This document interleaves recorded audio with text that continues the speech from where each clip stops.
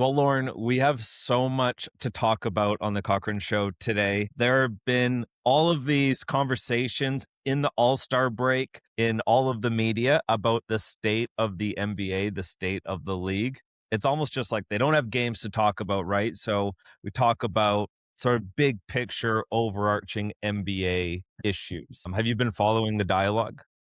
Yeah, a little bit. A little bit. I think you're right. You've got enough of the season under your belt now that you've been able to see it. And I think that there are a couple of, glaring issues with the league at the moment. A couple of things that have gone unaddressed, but I don't think anybody's really willing to do anything about it yet. I hope I'm wrong, but yeah, two of the things that come up, right, are the schedule. Obviously, every year they keep talking about it, moving from an 82 game schedule to something that's less. Bill Simmons was talking about 70 games. I reckon I would love to see it even shorter. But the other one, of course, is the tanking stuff. And if you've got a star like Laurie Markkinen and he's not playing in the fourth quarter of games, and that sucks, man. That really A- sucks. And Triple J, right? So let's talk That's about right. tanking because I think this is why it's been talked about so much. Tanking used to happen in late March, April. Yeah. All of a sudden we're seeing it in January, February. And I think that's where people are taking notice and people are taking issue. But I've got a question. Let's unpack this a little bit. All Is right. Cool. really bad for the NBA? Like is it really like is it bad really? I mean, the argument is right that you're going to get teams and who are going to field you know a roster, and they're going to be sitting there their best players, and that sucks for fans who have worked pretty hard. They bought their tickets months in advance to secure a game for their themselves and their kids, and then they get to the game and the guys that they want to watch are not playing. That really sucks. Like, that really, really sucks, getting to the stadium or finding out on the day that you're not going to see Shea play, or Jokic is resting, or Kawhi's not on the court, and so forth. That's not a good thing for the league. But how else do you redistribute the talent in such a way that's equitable? And for teams that are in like Charlotte, teams like Orlando, certainly Toronto is another one that you throw in there. Like, how else are you going to build your team up if you're not necessarily a free agent destination? And so what do you do? Like, what do you do to fix it if not tanking? I guess the difference this year is that there's a couple of teams that are like egregiously doing it the whole season long, like Washington, New Orleans. It's not just these teams are bad. It's just that what they're doing. Indiana's another team, but I would say that they've been able to like more skillfully do it in terms of lose close games and still make sure that young guys are getting a run. What's your solution for it, John? I don't know. What do you do? I mean, let's New Orleans, just to let you know, they just suck. They don't have their draft pick. So they have no excuse to be bad. And so there are teams that are generally just sucky. But I think for the sake of a fan base, tanking just has to happen, right? You don't want to be a part of a team. If you're like a loyal fan, you either want to have a hope for the now or a hope for the future, not to be in the Pelican situation where you've got neither of both, right? You don't have any hope for the future. You don't have any hope for the now. You're just a middle to bad team with no plan. I think fans just want to have a plan, but we idolize like the Oklahoma City Thunder. They did this exact same thing. And that's how they got to the place they're at. Like, we reward tanking. It's a part of the game. It's a part of how teams improve. And I think we just forget, like, every team that has gotten good has tanked. The Spurs, they tanked to get Wemby. The Oklahoma City Thunder, they tanked. Right now, what's the Jazz? They still suck. They're still tanking, but it's going to pay off, right? And so is it like, do fans really not like it? I'm not sure. I think fans actually recognize, look, we got no other path. Unless you're going to get rid of the NBA draft, there's no path to get better other than to suck. And they can hide it a little bit more. I'll stop talking in a sec. They can hide it by trading their good players away and just saying, this is the team that we're going to field. Like the Jazz, like you said, they're sitting Jaren Jackson Jr. and they're sitting Markkanen. The Washington Wizard, they're trading for injured players that aren't going to play. But if not tanking, how do teams get better? I wonder, though, if you have to kind of protect those bottom say 6 or 8 teams in each conference. Like it's pretty hard when you see the number one pick go to Dallas and they've just traded Luca, and statistically they had what, less than 2%, almost less than 1% chance of getting the number one pick, and conveniently they do get the number one pick. Like I think if you're going to do that, maybe protect it in such a way that those picks stay with the worst teams and you do a lottery with those teams that have the worst record. But then if you're outside of the bottom 6 or the bottom 8, you don't have a chance of getting in the top 4 pick. Like that would be one way in which you just like, okay, there's a couple of teams that are really going to be in the bottom and they're going to be consistently the bottom the whole season long. And then if you get to a point halfway through the season and you think, okay, no, now we're not going to make the play in, we might as well tank now, or something to that effect, like then not rewarding teams like the Jazz, for example, that, could push themselves a little bit higher, could potentially play themselves into a play-in spot. That could be one way, but I think you're right. Like, as a fan of the Raptors, yeah, you like go with it for a couple of years to see the team sort of build up, and then it was really exciting when we did get DeRozan and Lowry, and the team started getting good, and then we were really lucky to get Kawhi for that 1 year rental. You know, yeah. So I mean, if you're well managed, you should be able to do it. But I think the problem doesn't go away in that January, February, March, even to some extent November, late November, can be a bit of a dead time in the NBA season where you do have so many meaningless games, for lack of a better word. Yeah, I like the idea of not being able to be in the top 5 consecutive years. So if you get a top 5 draft pick this offseason, you're not able to be a top 5 pick team the next year. So that sort of bumps you out. Like, what's the point of tanking? Let's Yeah, try to exactly. be good. Like if your scouting department sucks, you shouldn't be rewarded like with number one draft picks in like 4 years, sort of thing. Like make your pick, stick with it, and don't pick James Wiseman. I mean, it's just that simple. Or Anthony Bennett or all of these other tanking or not tanking draft busts.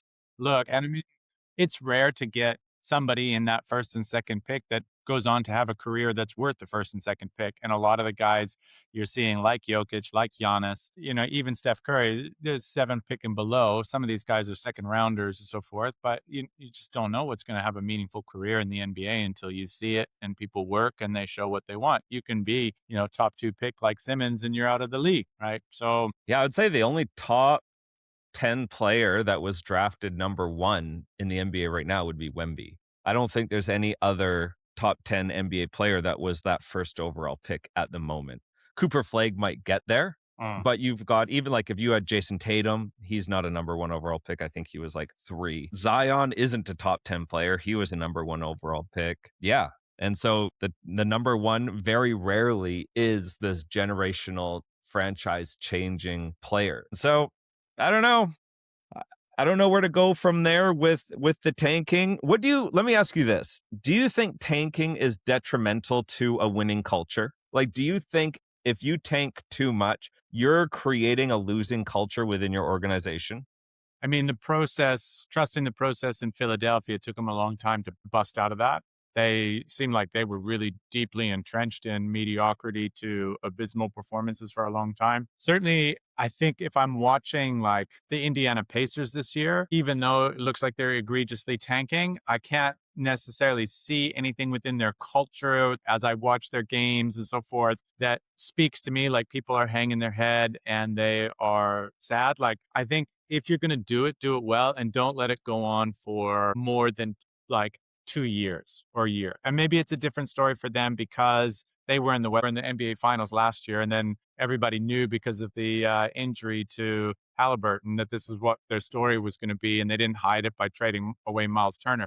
And so unlike the Celtics, who we thought were going to tank and they're not, yeah, you get a chance to sort of like work on some other things, but that takes a very specific buy-in and that's a top down throughout your organization. But yeah, certainly if you're just hanging around in that lower end and you bust on your draft picks and then the team culture is, from top to bottom, not great. You start going through coaches and nobody's happy and your fans are not happy. Like just from nobody in the arena wants to be there. And then when a free agency offer comes to take you to Los Angeles or take you to, you know, I don't know, wherever, Miami, something like that. And of course you jump at it. And so, yeah, you need guys that are willing to go through it, to grind through it. And that's not just players. You need a whole organization, maybe including fans. And maybe that's our expectations too. We got nothing else to talk about because it's All-Star weekend. And so we're griping about a couple of things that really in the grand scheme of things, like, maybe it's not the main issue. Maybe the main issue is still the schedule. I know you and I have different opinions about this, but maybe if we start there and create an NFL type schedule where every game matters, then maybe every game will matter. Whoa, that's a phenomenal thought. We'll get there. I just want to say one thing about what you're saying. I believe that if you're drafting a player and you're tanking and he's coming to a tanking organization, he's probably coming from Duke or Kansas or these elite organizations. And now you're sending him to a team that's trying to lose. Like, you're just killing the competitive nature of these young players because they've been great their whole life. They've been a part of they probably won state championships in high school. They might have won the national championship in college. And now you're saying, look, we're not going to try to win for a few seasons. They're like, hey, like, let's go for it. Let's go for the win. I'm not the organization. Like, I'm my own brand. I want to win a championship. So I think there are some problems with the tanking Yeah, philosophy. but it depends too, right? Like if you're a coach and you come to that guy and say, yeah, high school is high school, college is college. Yeah, great job. Pat yourself on the back. But you're not a little boy anymore. You're coming to the league and you're playing against grown men. Like this league is different to what you've come from. There's different dynamics, there's different skill sets, there's different things that are required of you in this place. And by the way, you think you're a hot shot, but you don't box out. Ion Williamson. You think you think you know how to play defense. Well, you don't. What we're going to do in these 2 years is we're going to build you up so that when our schedule is aligned, that we're ready to go. And I think maybe Cade Cunningham is a great example of this. He came into Detroit. He was injured. He had a couple of years where you remember that where they went on that 20 game losing streak or whatever the thing was, and they finally won a game, and you saw how much that team was celebrating as if they won a playoff series. It was almost embarrassing from the outside looking in, but the organization kind of knew what they were getting after. And look at the Detroit Pistons now. And Cade Cunningham is coming off like a genius. He looks incredible while he's playing basketball. And that's just, helped his stock in some ways, is loyal to that franchise in the way in which he handled that time in the career. And it's only going to improve and help his career. So I think that humility is one of the keys to it. And I wonder too, sometimes, like when you're the alpha on your team and you're the one who's getting people across the line, humility is not always like the character trait that's going to take you to the next level because you need to be a killer. Maybe there's a little bit in that. I don't know. Yeah, I'm not my dad has changed my mind a little bit on this in talking with him about tanking. I'm not convinced players tank. I'm not even convinced. I don't know how the Jazz are getting their coach to tank. I think front offices tank. We're going Yeah. to trade these players, but you've been in a competitive nature. Like, it's very hard not to try to win when you're in the game. So I'm not convinced that players want to tank or are even tanking. Coaches, they should be coaching to win, but maybe GMs and owners are forcing their hands a little bit to say, we'll give you a bonus in your contract if you sit Markkanen and triple Jaren Jackson Jr. Like, for every game you Yeah, lose, we will give that's you a tricky bonus. because if there's incentives in the players contracts too, then they're not going to want to sit, and that is career killing, and that's worth a lot of money. Some of This those happened in the decisions. NFL. Cleveland Yeah, Browns. The yeah. coach got bonuses for every loss. And so he was fielding a losing team. Yeah. And you're right. And that those are the structures that go beyond. But I think too, if from top down, you can have a culture that is able to communicate the journey that you're going on, like people are willing to buy in if they see the fruit. And I think that that's really important. But maybe one of the things that it does is it kills crunch time because you're not in the habit of rising to the occasion. And maybe we'll see. We'll see what happens with the Jazz next year, whether or Yeah. not Laurie Markkinen comes and he just hits all these game winners because he's playing angry. And Look, we don't see. I'm not trying to disagree with you, but I just want to play this scenario out. You go to Michael Jordan, you go to Kobe, you even go to Wemby and say, guys, we're going to lose on purpose. Like, no way they go along with. I think it's a personality thing. I think it's a generational thing. Anyhow, let's move on, Lauren, to the shortening the season. Because again, this is another thing that we might not see eye to eye on, which is totally fine. We don't have to agree with everything. Will shortening the season even change anything? I don't think it will. I think the same problems that we have today will persist. Well, like, what's the evidence in the NFL? What, we're going to go to a 17 game season? No, but what I'm saying is, like, guys get up to play. They got a whole week to prepare for the game, and your mindset going into the game is a little bit different. Yeah, well, they still, if you're going off percentages or you're going off of like percentage of season per games, they still tank the same amount of games, Yeah. right? Same amount of percentage. It's just they might do it instead of it being the last 30 games, it's the last 5 games or the last 6 games or the last 7 games. Like they still, tanking still happens. They still shut down players early. They still will trade their big assets because they need to hit the reset. Like, I just don't think it's So, going to change anything. so as a fan, you gonna be like, yeah. And so if it doesn't change anything, then it doesn't change anything. So the what, you'd be angry for 7 games, or you'd be angry for 25, 30, maybe 40 games. So as a fan, you're still gonna be disappointed or frustrated in the tanking thing, and you just have to accept it. And But let's even say they go to 65 games, Lauren. Like, players are still going to want to rest. Teams are still, instead of tanking 65 to 82 games like that stint, they'll tank 40 to 65. Like, I just think the NBA players are who they are. Adam Silver is who he is, and owners are who they are. Like, whatever changes are made, like, do you know how many changes they try to make players care about the All-Star game? At the end of the day, it's just what you've allowed to happen. And is that what it is? They've allowed this egregiously long schedule to happen with money that goes beyond people's wildest imaginations.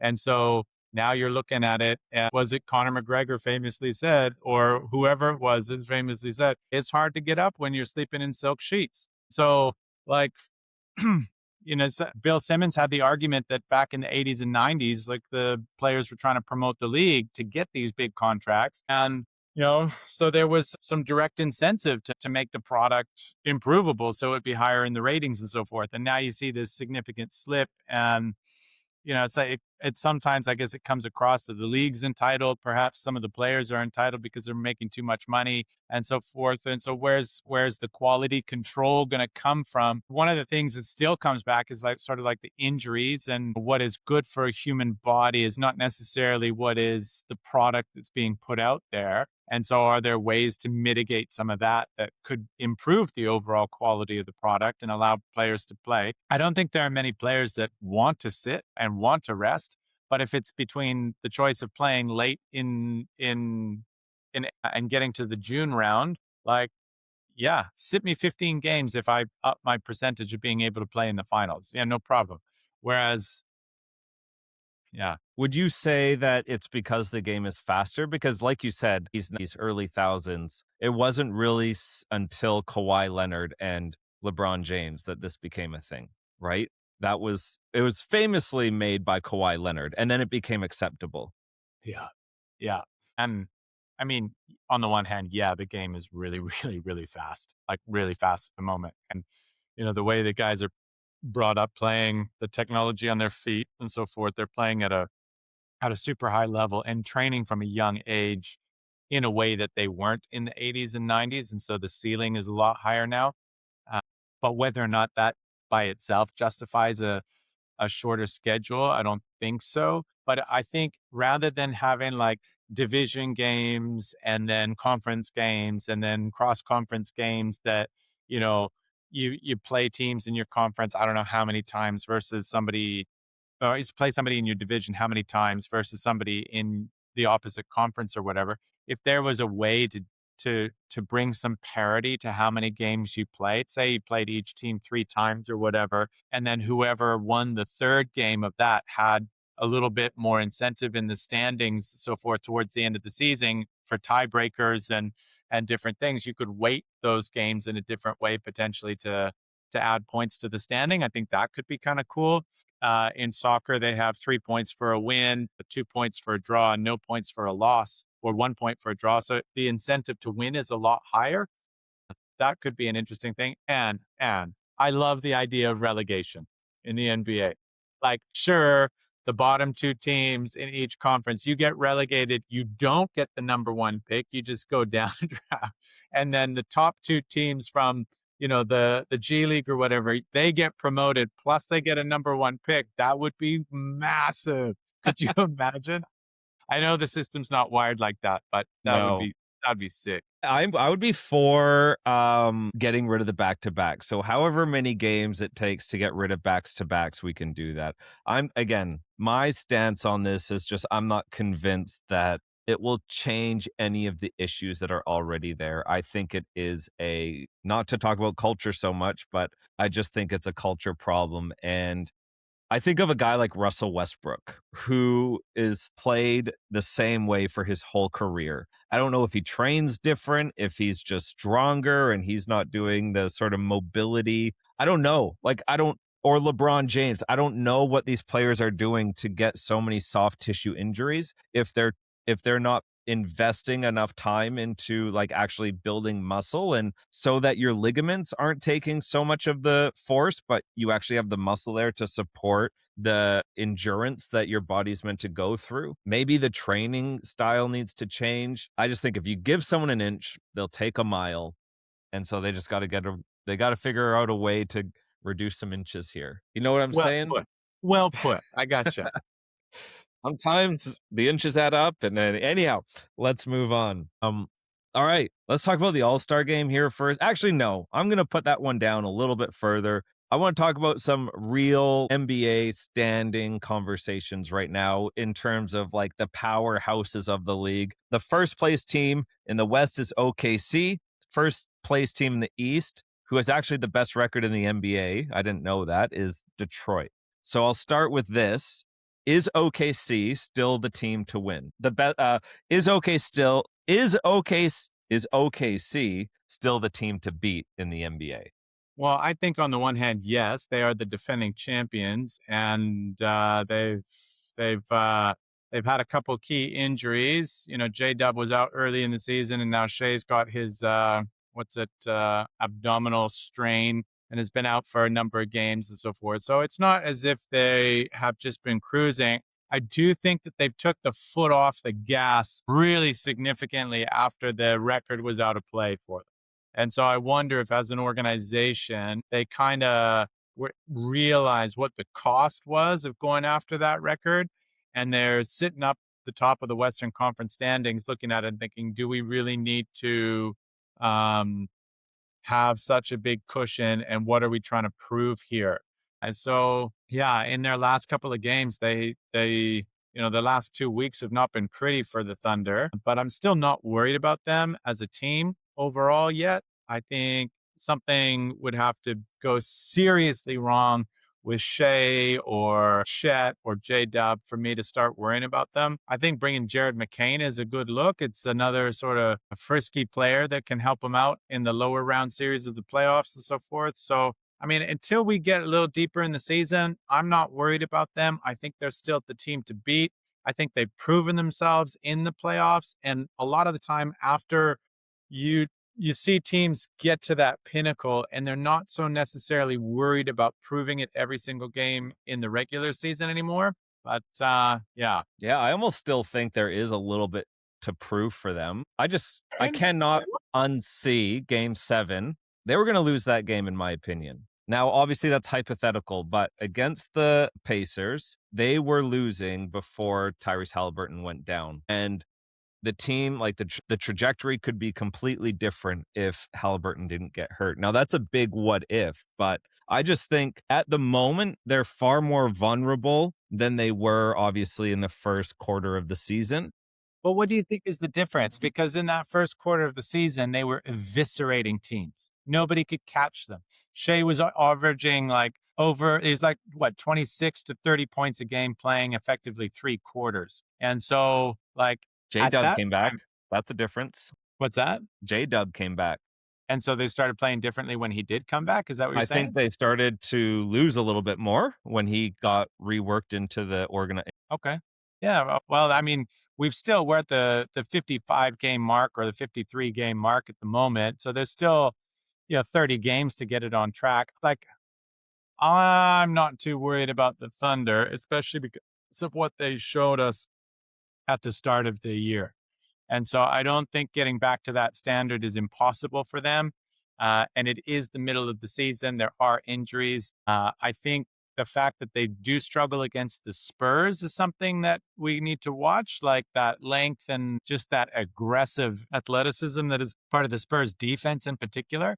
But if I'm them, I like my chances against anybody in the Western Conference. So let's talk about that. If you're OKC, out of these teams, who do you not want to see in the playoffs? You've got a healthy Denver Nuggets, whether or not that team still exists. You've got the Spurs. You've got Houston, as long as Kevin Durant doesn't get suspended, or I don't know how the league would suspend him for a burner account. And then It's not the Minnesota. league that he's gotta worry about, it's his teammates. If he's talking about his own teammates and big guys he's playing with, like, what? Yeah. That's crazy. So Minnesota, Denver, San Antonio, or Houston. If you're OKC, who are you saying I do not want to see that team?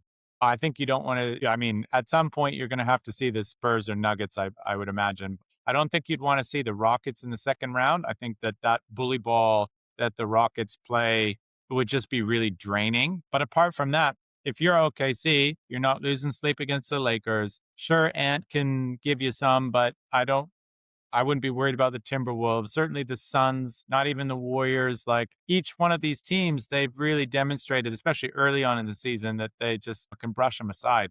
But if I'm them, it's the Spurs you wouldn't want to see. You'd hope that maybe they struggle in an early round series, and certainly the Rockets. Those would be my two teams that I wouldn't be wanting to go up against it. I think about what OKC thrives on is teams that don't have good ball handling. And so even if you see Houston in the second round, I just don't think Houston has enough guys that can confidently handle the ball to withstand the defensive pressure that OKC has. That's why San Antonio is so good. They've got all these guards, right, that can handle the ball. It's like Wemby and guards. And so if you can't really full court press one guy because three other players can dribble the ball up the floor. And I guess the thing that I forgot is that Shea loves to foul bait, and Sengun and those guys, they love to foul. So that would be, Yeah, there would it's a be a good lot of free recipe. throws in a stat series. So And then, all right, so let's talk Detroit really quick. yeah, They got the best record in the NBA right now. crazy, crazy. Unbelievable. I love watching them, but are they ready? Like, are they ready to win the East this year? You know what? I think Cade is an absolute superstar. He has shown like a budding resume in clutch moments. That team plays incredibly hard. Any team that has to play consistently against Duran and Stewart, you'd just be nursing bruises after every game. And that would just be so frustrating. Yeah. One of the Thompson twins is there to lock you down on defense, and just this team is not a bad team, not a bad team at all, and they've just been really consistent. They've been in the number one spot for most of the season, and yeah, they've just got so many pieces that I'm not worried. I Yeah, think they that they're added Herder, right? So they added a little bit more shooting. They've got Duncan Robinson. They've got a good mix. Oh, I didn't know. They've got a good coaching staff too. Obviously, Bickerstaff, he's the head coach. Jared Jack, throwback to the Golden State Warriors. He's an assistant. yeah, Luke right. Walton, also Golden State Warriors, an assistant. So maybe they're just the Warriors of the East. No, they play a very different game, but Different game. Just a really bruising, bringing back that Pistons identity. Um, I, seeing the fight that they had in them when they were playing against the Hornets the other night, like that was something. They're just not backing down from anybody. There's a part of me that likes it, even though I think it's ridiculous. You see these grown men behaving like that. But yeah, a lot of testosterone on that team, a lot of physicality. But it looks like they've had the Knicks' number. I don't know if the Celtics, even with Vujicic, have enough to really sort of go after them for over 7 games. I think the sneaky team would be the Cavaliers now that they've added some significant pick and roll offensive opportunity through James Harden. But yeah, and unless, Joel Embiid, Paul George post suspension, Tyrese Maxey, Edgecombe, they can be a bit frisky in the playoffs. Who knows? But yeah, Got it's certainly Boston? this is a good year to be on top of the Eastern Conference table. You didn't mention Boston in that soliloquy, in that list of teams. Well, with the But Vujicic you did trade, with right? Yeah. Vucevic. Yeah. So, like Jalen Brown, and rumor has it that Jason Tatum will be coming back in the next couple of weeks. So we'll see what the synthesis is for that team when they reintegrate him. As you pointed out just before, when J Dub came back to the Thunder, it didn't necessarily do them any favors immediately. Certainly, adding Jason Tatum is an upgrade over Simmons, but you just have to see what level they're playing at and how that sits with Jalen Brown. But certainly, like you're looking at it, and Giannis won't be in the playoffs this year. The Bucks are in the 12th position. The Pacers are not a threat at the moment. Trae Young is no longer a Wizard, is no longer a Hawk, so that kind of rules them out. Unless we see something really incredible from the Hornets and they just go nuts, the Magic just haven't been able to turn it on. And that's one of my most disappointing failed predictions this year, that they were going to be the Indiana Pacers of last year. It Right. is a You. great year to be number one in the East, actually. Yeah. I mean, a few things there. I think Trae Young value has really diminished. And so I actually think the Hawks have better opportunity with him not on the floor. So I could see them making some noise. They're just like that long athletic team. But I have a We got Thibodeau to see what theory. happens when Kaminga When comes back. JK, I have Can a the Hawks theory. fly again, Jonathan? Let's go. No, but what I mean is the reason why I pointed out those teams is that those are teams that have bona fide superstars. Giannis by himself could shift a series. Ice Trey in New York just quietened a whole city and basically sent them to the graveyard. You know what I mean? These are some of the difference makers. You famously said that you like your chances when you have the best player in a series, you like your chances, and the best player can sometimes be more important than a best team, right? And so if I'm looking at it, Cade Cunningham is probably the best player in the East right now. Jalen Brunson is right up there. Jalen Brown is right up there. Cavs now have Donovan Mitchell and James Harden. And then after that, like you've got a cut below with Brandon Ingram and Scotty Barnes. I'd love to see them prove me wrong. You don't know if you're going to get a full series out of Joel Embiid. And then after that, Bankero, Wagner, Adebayo, Norm Powell, Brandon Miller, Miles Bridges, like Jalen Johnson, Kaminga, like all you now you're going right down the list. And Giannis would have been one of those guys. Michael Porter Jr., another one of those guys that could potentially shift a series, but they're now in the 12th and 13th positions. Like Trae Young on the side, Anthony Davis on the side. Like those are some of the players that could potentially rise to the occasion if they got big minutes in a playoff series, and they won't be there. So, I have a theory about the Detroit Pistons. please, what's your theory? Well, since 2011, I've called it the Thibodeau. And I call it the Thibodeau.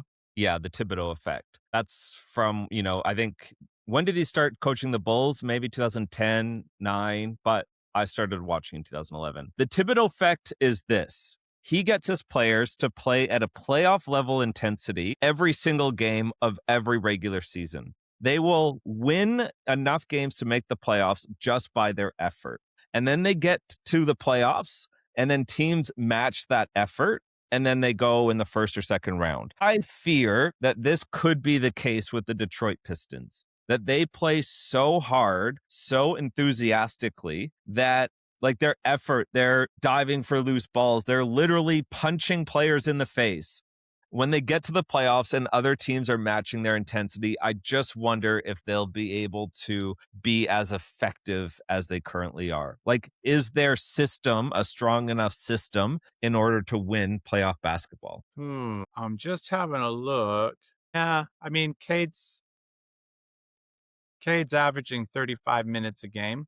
Not unusual for a superstar, but you know, that's still what, 14 minutes of rest per game? It's Yeah. not bad. I mean, I'm not even saying the amount of minutes they're playing. I'm just saying, But certainly the amount of minutes would add up. That's what I think. Yeah, I mean, the Tom Thibodeau effect, I think that is a well documented thing. New York was a really bad example of that, where those guys, yeah, just They 40 minutes a game. just flogged him throughout the regular season. You know, you and I have been complaining about some of the Warriors' professional development and the youth development, but and if you were a young draft pick coming in a Thibodeau team, you'd just be really, really bummed out. Like, when are you ever going to trust me if I never see the floor? Like that, I think that would be the most demoralizing thing as a player. But yeah, So, I mean, the odds are that it would be an OKC Detroit NBA Finals, but I wouldn't be surprised if it was a San Antonio Boston Finals or a Nuggets Cavaliers Finals. Like, I do think it is more open than we thought it was earlier in the season, and that makes for more interesting basketball. 100%. Like, yeah, this is not those Cavs Warriors years where from the first game you knew. And for 5 years in a row, it was just those two teams in the finals, right? This is not that. I mean, if the Thunder got back, I wouldn't be surprised, but you're sure we're not going to see Indiana. That's for sure. So, and like you said, if the Spurs were in the finals, even if the Nuggets were in the finals, I'd be like, yeah, that makes sense. I do think the West is a little tighter, but the Thunder Spurs have the best odds, I'd say.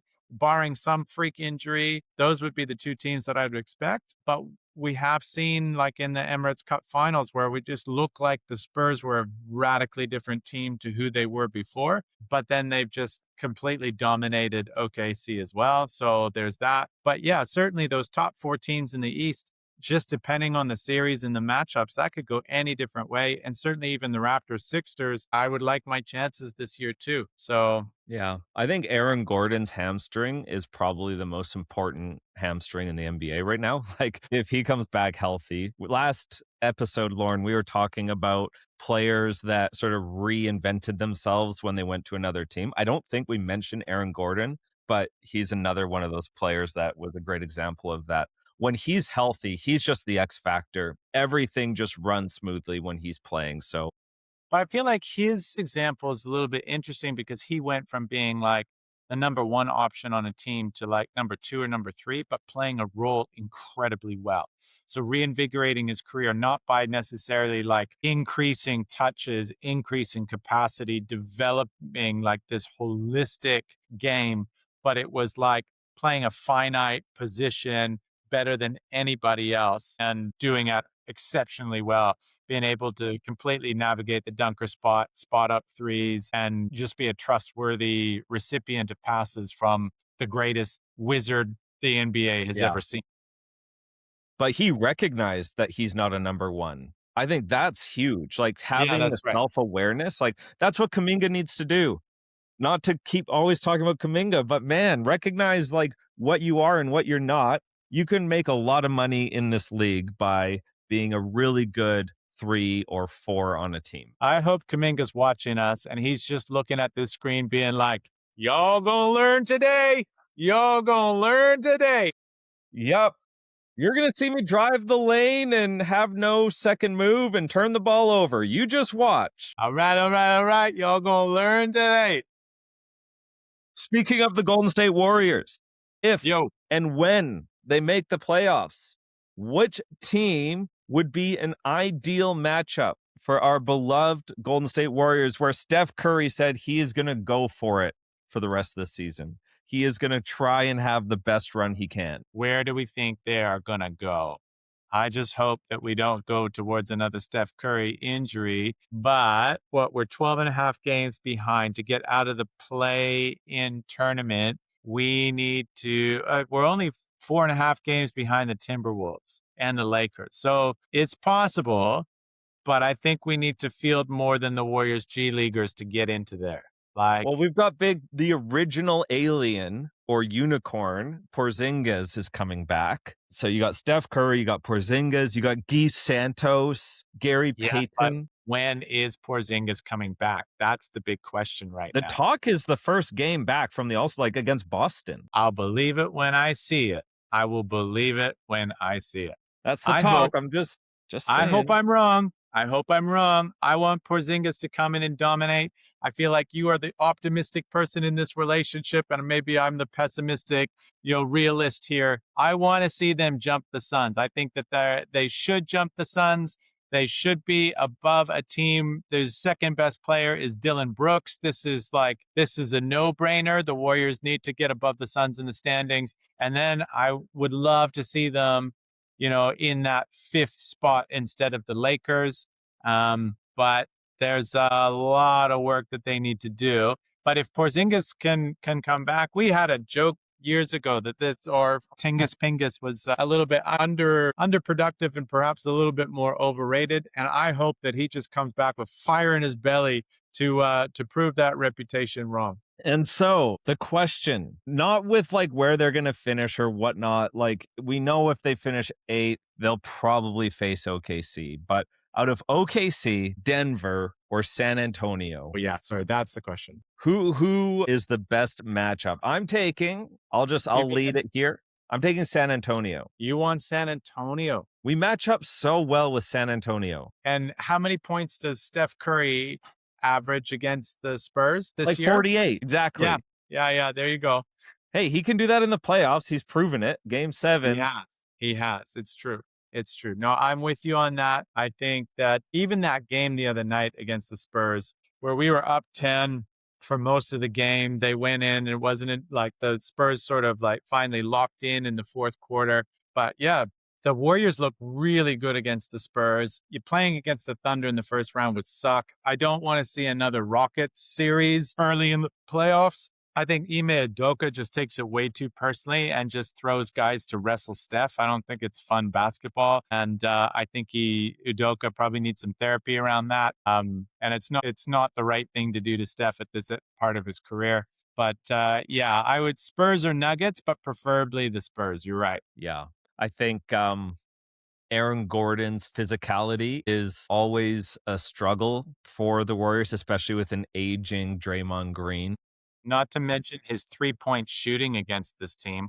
11 threes in that game. My goodness. Yuck. That was ridiculous. But yeah, I think Steve Kerr is very underrated at his chess playing when it comes to playoffs. Like, I think he is such a good coach at matching playing styles, at countering what the other team is trying to do. I wouldn't want any other coach in the playoffs to, maybe Spoelstra and Ty Lue as well, but I think he's just a really underrated playoff coach. Yeah. And so, yeah, when the Warriors make the playoffs, because Porzingis, Curry, Santos, they're our top 3. I love that Guy is in this. Al Horford's turning back the clock. Who else we got? We don't have Buddy. I want to see it. It's going to be great when we do see it. And you know what? Every pessimist, every realist needs to be proved wrong every now and again. So please, Warriors, listen to this. Prove me wrong. All right, they play Boston on Friday, our time, which is Thursday. Yeah, Thursday actual time. So, are they going to get the W against the Celtics? The Celtics? Yeah, why not? Let's see it. Steph Curry's going to come back. He's going to just eviscerate it. They're going to throw Draymond Green and everybody else at Jaylen Brown. They have no Simmons at the moment, and Vujicic doesn't play defense. So not at the moment. Simons is gone, right? Yeah, that's what I mean. They don't have Simons. Yeah, and so hopefully with one less defender out there in the in the front court, we'll be all right. All right. Yeah, I agree. Warriors will win that game 120 to 115. That's the prediction. Curry will go for 35, and if Porzingis plays, he will go for 20. Because he won't play many minutes. But I think that's all the time we have for the Cochrane Show. Before we go, shout out to Team Canada Speed Skating, the women's team pursuit. They got their gold medal. Specific shout out to our good friend Isabel Weidman. You're an absolute legend and a champion. We are so proud of you. And these Olympics have been fun to watch. It's great to see the Canadian national team getting a few more gold medals out there. So yeah, let's go. We were losing to Australia for a bit there, Lauren. I don't know if we still are, but in terms of medal count, we've climbed above them in the medal tally. We've got enough gold to get up there, and we'll see what happens in both the women's and the men's hockey. The women are in the gold medal game against the Americans. That should be fun to watch, even though there's been some key injuries there. And of course, the NHL players in the men's. That'll be the medal that everybody's hoping for. But in the meantime, we are celebrating Isabel Weidman. Her replay is about to come on of the team pursuit in the speed skating. This is really exciting stuff. Shout out So good. Shout out. Tomorrow, later on this week, I'm going to be talking about, is this the best Team Canada men's hockey team of all time? So we're going to be talking about that a little bit later on this week. Thanks, Lauren. Good stuff. All right. Take it easy.